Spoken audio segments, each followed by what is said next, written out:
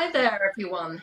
This is Parkrunners Podcast. I'm Catherine Stenson, and I'm your host for the podcast. Parkrun is a free 5K timed run in the UK and over 20 other countries across the globe. It now has about 10 million subscribers, and while they don't all run every week, it is an incredible social movement that was founded in Bushy Park in the UK by Paul Sinton Hewitt. The purpose of this podcast is to share the many stories of park runners, park walkers, and the volunteers who make this possible. So I thought it would be fantastic to share some of these stories. And to kick us off on this amazing journey is somebody that I bump into in Bushy Park every Saturday. And he is full of energy and enthusiasm, managing the funnel and many other hats that he wears besides. So please give a very warm welcome to Nick Blanchard, and I'm going to ask him now to introduce himself. Thank you, Catherine. Thank you so much for inviting me to be on your podcast. Any chance to talk about parkrun and, try and stop me. But so Nick Blanchard, I live in Hampton, which is convenient, let's face it. I run a networking business on the side, and I steward at various sporting arenas and the O2. So I've clearly got a thing for high vis. Since being invited on the podcast, it gave me a chance to look at my stats and look. Certainly, my parkrun story is laid out bare there. It's really interesting. The first thing I want to highlight is that I was never a runner. Okay, I'm not one of those. I mean, we live in the London Borough, Richmond upon Thames, the healthiest borough in the world, apparently. Everybody's running, ultra marathons, cycling. I'm not that person. I tell you, July 2010, I was a proper lardy. I tell you, 4 or 5 stone overweight. I'd heard of parkrun because living around here, you can't not hear about parkrun. So 2010, it'd been going for 6 years. Hundreds of runners every Saturday morning in Bushy Park met, and we knew of it. But as I said, so clearly, July 2010, I was approaching my 50th birthday, and something told me, you know what, Nick, you should get along and do the parkrun. My son was 13, I think, at the time. That's right, 13. So it was at that age when I could, he could do as he told. So Saturday morning became a ritual. Me and him, and a friend of ours. She was also 13. Every Saturday morning, it was a thing we did. Okay, I remember starting, as I said, I was a big chap in 2010. And it was 41 minutes, but it became our morning routine. I remember it took the best part of a week to recover because I was nearly 50, 4 or 5 stone overweight. But it just became that thing we did, father and son and friend, every Saturday morning. So we did that, and then 5 years down there, so I ran 180 odd times. And then 2015, 10th of October, I believe, 2015, I suffered an injury during a run. I did my plantar fasciitis. And I know it was that day because my time was like nearly an hour for that day. So became injured October 2015. And then I discovered the joy of volunteering. And clearly I am a man not short of energy and passion. And the volunteering gave me a chance to kind of, really get my passion out there. And I quickly fell into a particular role. So I manage the back gate normally, the back of the funnel. We have the front funnel, the back funnel.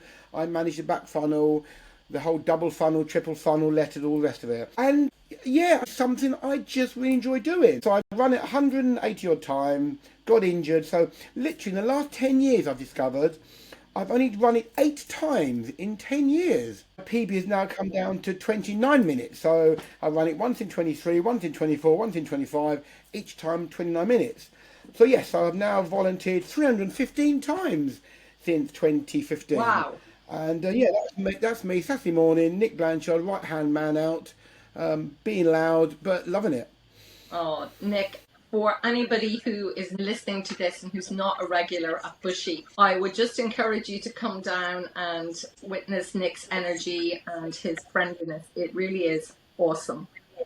So I've got to mention, because I've run 187 times the Bushy and volunteered 315 times the Bushy, I have never run anywhere else or volunteered anywhere else. So I believe I'm called a passionista. That is a parkrun passionista. Over 500 occasions showing up of your life. 10 years of weekends showing up every week, which is incredible. So the ethos right from the start was it's not a race, it's not a competition. Okay, even as a lardy 15-year-old, I felt welcomed and comfortable. I believe in divine timing. Okay, things happen for a reason, and I'm through many different reasons, including running. I'm now a 4 stone lighter. That is a journey that's replicated by so many people that I've chatted to, both at Bushy Park and other park runs, which is phenomenal, really, when you think about something so simple as a 5K run, and it's all on your own terms. It's there for you every Saturday you choose to participate. And as someone who's headed for another milestone, but there's no T-shirt associated with that particular milestone, but it's so motivated to come out because it's good for you physically and mentally. It's just so friendly, so welcoming, and so simple. You just run or walk, and at the end of it, you get your token and your scan. We are blessed to have Bushy Park on our doorstep. It's such a glorious space. When you meet lovely people, you want to keep on meeting them every Saturday morning. Simple as that. I know. That's what I think is really wonderful, is the magic often happens in the funnel and on the start line, and especially in the funnel. I just finished reading Paul's autobiography, One Small Step, and he was talking in that about some competitor runs starting up when parkrun began to look successful. And I was just curious because he was saying that a lot of these other runs insisted that people register, and they have these maps that you run across that give you the time at the end so people could disperse quickly. But I love the fact that he made a conscious decision not to go with that formula, because he cherished the opportunity for the volunteers and the runners and walkers to connect with each other in the funnel. That, for me, speaks volumes to the goal and mission that Paul had when he set this up. And it continues to be what keeps people coming back, I think. I mean, friendships and connections are... it's the bedrock of life, but sometimes in the world of social media, friendships and connections is difficult. And I know people who meet people at parkrun on Saturday morning. They don't know them any other time. They just meet them at parkrun Saturday morning. And so Paul, completely by accident, has created this community. It is a community, and I now have parkrun friends. And as you well know, Catherine, I got remarried 2 years ago, Yes. And I had some parkrun came along on the Friday night before the wedding. I only knew them through the parkrun, but they are now my dear friends, and so they came on the Friday night. And I made a parkrun joke in my speech, obviously, okay? And so, yeah, so friendships are formed in lots of places, but my word, friendships are made on that start line and in that funnel, without a doubt. They sure are. Now, Paul, you brought up the wedding. Am I right in thinking that you actually did park the morning that you got married? Absolutely. Well, I volunteered. Absolutely. Yeah, well, we were actually getting married at Hampton Court House, which is 300 yards from the start of parkrun. So it was glorious. I dropped the stuff off at the venue, and I walked from the venue to the start. I did the first time welcome that day. I then did the back gate. Yeah, I went home. Yeah, so that, and I had the big party, the big dance on that Saturday afternoon. And it was an amazing day. So that speaks volumes, doesn't it? That on the day you're getting married, you carve out time to be at doing what you do brilliantly every week anyway, which is volunteer and just cheer people on, connect with them, and no wonder you have all these friendships. It's just such a lovely story, Nick. Yeah, please, it's not just my story. I mean, week in, week out, there are people who come and get married, and they get married on the day, but they have to share it with people who are close to them in the morning. It's amazing, and that just shows how important parkrun is to people. It is not just a 5k run, it is part of the fabric of their life. The beauty of the 9 o'clock Saturday morning at Bushy Park is that it's that non-negotiable. We all need non-negotiables in our life. Those things that we will not give up. Okay, those things. It may well be a morning run. It may well be yoga. It may well be a cycle ride. Whatever it is, that is your non-negotiable that floats your boat. And for a lot of people, not just me, 9 o'clock Saturday morning is a non-negotiable. Life is built around things like that, okay? And so, just to get married in the afternoon, didn't mean I was going to miss my park run in the morning, trust me. You mentioned when you started, you weren't really a runner, you were overweight, but you felt drawn to just give this a try. To people who are out there listening who have yet to put their toe in the water, how do you feel parkrun played a role in that? Well, again, it's that fixed thing in your diary. The things that work are fixed dates in your diary. Often, if you're a member of a gym, you can go to the gym anytime you want. But if it's fixed in your diary, you cannot move it. Well, you know that it will be that on Saturday morning. It is, my dad was a runner. I never was. But I think Bushy, the outdoors, the urge to try and get some fitness, again encourage my children that fitness and health is all that important. And so 5k, 3 miles, and there's never a pressure, and you'll never last in parkrun. In the first 2 or 3 years of my life, of my parkrun journey, my aim was to beat Madge Bradshaw. Madge was my hero. She was in her 80s, okay, and she beat me week out, 40, 50 times. And so my goal was to beat Madge. Eventually I did. It's that no pressure. I do it at my pace. And as I said, the first 20, 30 times I did it, it was 40 minutes plus. And there were people way slower than me, okay. Pressure to go faster. In fact, my 80-year-old mum did it the first 2 or 3 times with me. How wonderful. I think the park walking got going after parkrun, and again that was another credit to Paul for the inclusivity and just making the whole participation as frictionless as possible. Definitely, yeah. So you can walk it and get your time, and it's a beautiful walk in nature. So if we believe in energy, when you get 1,500 incredibly positive, happy people in one place, the energy, you can almost feel it. And so I would urge anyone who hasn't been Bushy or local parkrun, just give it a go. Register. You have to register free of charge. Get your barcode and just turn up. Okay, give it a go. 1,500 people finishing parkrun. Many of whom sit down and enjoy breakfast or coffee with their friends, family, and people they've just bumped into. There has to be a pretty significant social benefit and economic effect on the local community in Bushy and beyond. I really hadn't thought about the bigger picture like that. The beauty about the parkrun Saturday morning, there's never any sense of any big business about it. I mean, there is sponsors, okay, Vitality, the key sponsor, but again, that's the beauty of the parkrun and testament to Paul. It's never about big business. It's such a positive way to start the weekend, and I think it's no wonder that it becomes non-negotiable for so many people. And lots of people I've chatted to over the years in the funnel talk about planning their holidays around places that can support them doing a local parkrun. I must say I do a little bit of that myself. What I also love about parkrun is it brings out the anorak in people, certainly a lot of the runners, and there's all these clubs that people can do the A to Z and stuff. So you have to do a parkrun begins at A and B and C, Z. Yeah. So there's all kinds.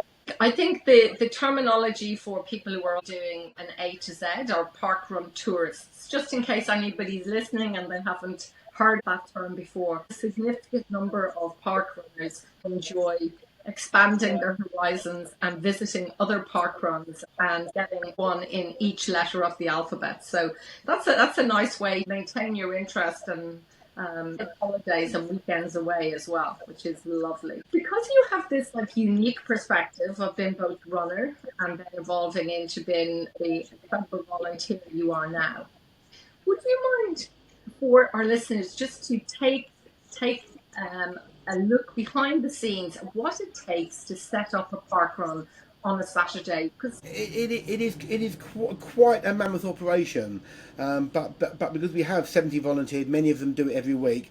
It evolved into such an efficient machine, I tell you. There is a fun team who turn up early. The triple funnel is carefully laid out. Stuart Rose, a regular runner, he came up with the double funnel, I believe, in the first place. So he's now into a triple funnel. So before that, someone cycles the course to make sure the course is clear of any fallen trees or obstacles. So the volunteers are checked in. They're sent to locations all over the park. Organising the volunteers is almost a full-time job, done magnificently by Pat, who runs it every week, bless him. Then we go and do the first time of the welcome, which I often do as well. It always amazes me. I gather 200 people together in front of me, and then you ask them where they're from. There's always Australians, New Zealand, South Africans, all over the UK. It's amazing. And that's kind of the day. It's a beautifully well-oiled machine. So that's everybody who goes to Bushy owes those people who get that set up a huge debt of gratitude. So very big thank you to everybody who's involved in that. Because there is a real charm and comfort in the fact that it's the same every week. It happens in military precision almost. And yet it's calm, casual and fun.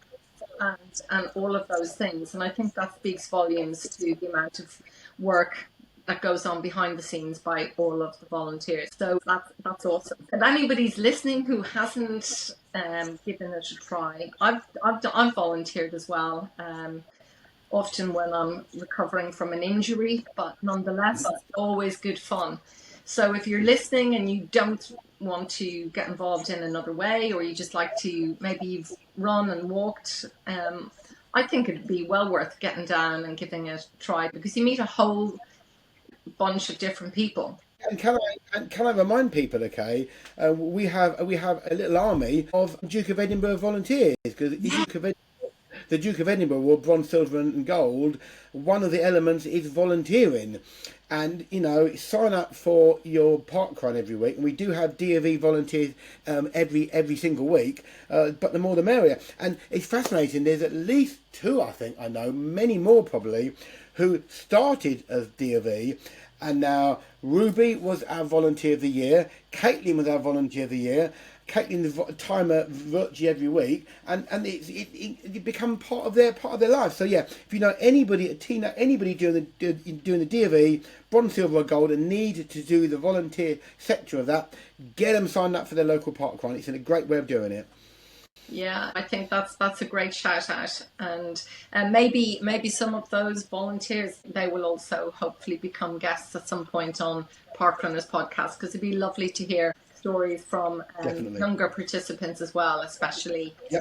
So we'll stay tuned for that. We'll certainly look to get some of those on. So Nick, I think we've covered quite a lot of ground here. Your personal journey from starting back in 2010 as not a runner, but out there with your son and your mom, and the whole progression through the weight loss journey, your wedding been spent at Parkrun in the morning. It's fascinating. It's such a credit to you that you keep showing up for all of these runners at Parkrun. There was one little thing I wanted to remember to ask you, and that was about the 20th anniversary edition of Parkrun, which happened last October. For anybody listening who's not aware, we celebrated 20 years of Parkrun from the moment it started at Bushy. Can you share a little of the amazing turnout, but the drama almost that unfolded at the end of the event because it was so popular? Well, I think you're actually misremembering it slightly, Catherine, because it wasn't the 20th anniversary you're talking about. It was run number 1000 you're thinking about. Oh, you're absolutely right. So tell us about the 1000th park run, which happened last October. You're correct. Right, well, yes, so all knew it was coming. Obviously, we were inching towards it, run number 1000, and I volunteered to do first time to welcome. And there was a lot of planning went into it, a lot of thought went into it, but we were not prepared for what happened. As we normally get 1500, Christmas 2000, on run number 1000, over 6,000 people turned up. Wow. It was insane. I gave two briefings, two first time of welcome, because there's so many people turned up at 8 o'clock, 8:15. I thought, well, let's do one now.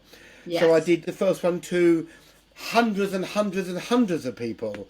Okay, and then I did another one at 9:15. And yeah, when we weren't fully prepared for it, and so yeah. The funnel couldn't cope. We had to kind of improvise quickly and scan people through very, very quickly. But yeah, it was just an insane day. I mean, we were expecting 2,000 or 3,000, and over 6,000 turned up. But nobody complained that the funnel, the finishing line got backed up. It went on and on and on for 100 yards, but we got everyone through. We got a scan.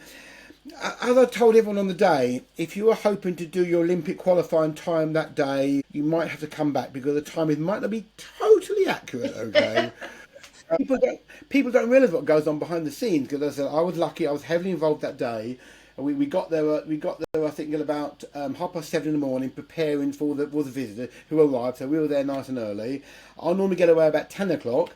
I think I got away that day at 11:30, okay, so it was, 4.5 hours of my morning. But after that, I happened to know that Johnny Dickinson and Carol Dickinson and as many others, okay, they spent most of the rest of the day, literally most of the rest of the day and most of Sunday, trying to get the results, because they wanted to make sure that if you were there on run number 1000, if you'd had your barcode scan, you wanted a time, okay, and it had to be accurate enough. So people spent way longer than me, happily at their own time, behind the scene, making sure that it was all done.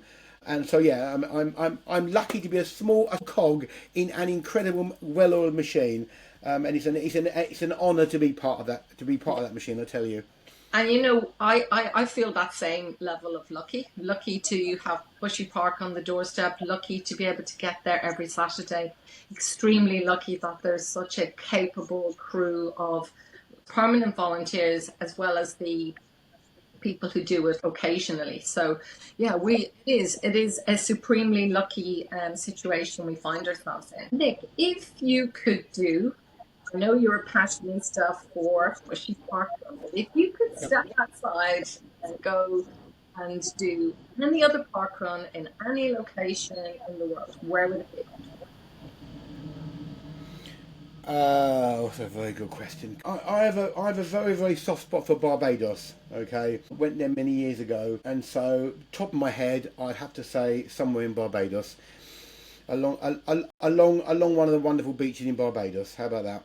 Sounds very exotic. I hope if there's not a park run in Barbados now, that somebody might be motivated to get one going, so you can fulfill on that dream, Nick. Gotcha.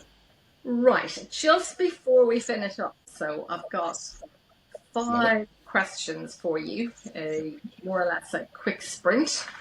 Okay. What are your favourite park running shoes? I wear Skechers running shoes. What's your park run ritual every Saturday morning? Well, as a volunteer, toasting coffee in bed with my wife, then go to park run. Fantastic. What is your favourite milestone in parkrun? I think it was my 100th parkrun when all my friends and family turned out and they cheered me along to a PB. Fantastic. And have you got a favourite memory from parkrun? May the 6th.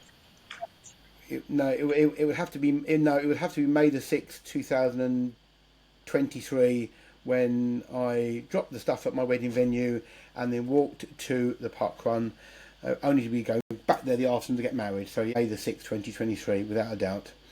Weirdly enough, after that park run, it was drizzling a bit, and I had to get back to the venue quite quickly. And one of the parkrun family, who I don't know, I said, "Could you give me a lift to the gate?" And he said, "Yeah, sure." Okay.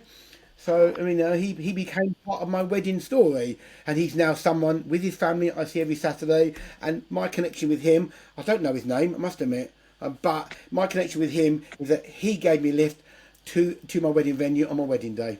And that totally epitomises the spirit and friendliness of parkrun. Parkrun, not just in Bushy, but I'm sure everywhere, because everywhere I've done it, it is exactly the same friendliness and great community spirit, and it's a wonderful formula. So I think we're going to leave it there, Nick, because that has been a terrific session from you, sharing very personal stuff about your journey with parkrun, how you got started, where you got started, and what it's meant to you, your family, and your friendship circle. And I think if that doesn't motivate some of our listeners to get out there and come down and either make a fresh start. You don't have to be a fast runner. You don't even have to be a runner. You can walk, you can run, you can volunteer. It's just a wonderful, wonderful experience. And Nick and I would definitely highly recommend it to anybody who hasn't